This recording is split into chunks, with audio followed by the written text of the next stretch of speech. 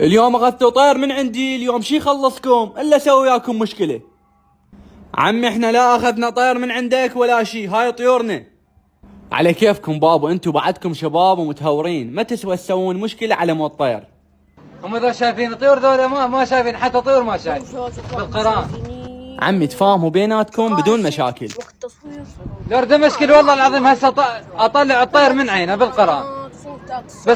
بس مشاكل ما اريد اسوي، قوه هي.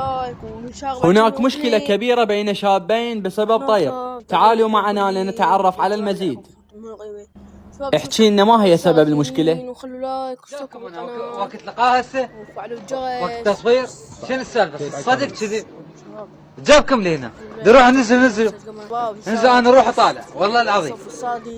اعدادي شنو السالفه؟ لا صور حتى لا صور نهايه الا صور. ينجح ويتوفق بحياتي. كل واحد يخلي لايك.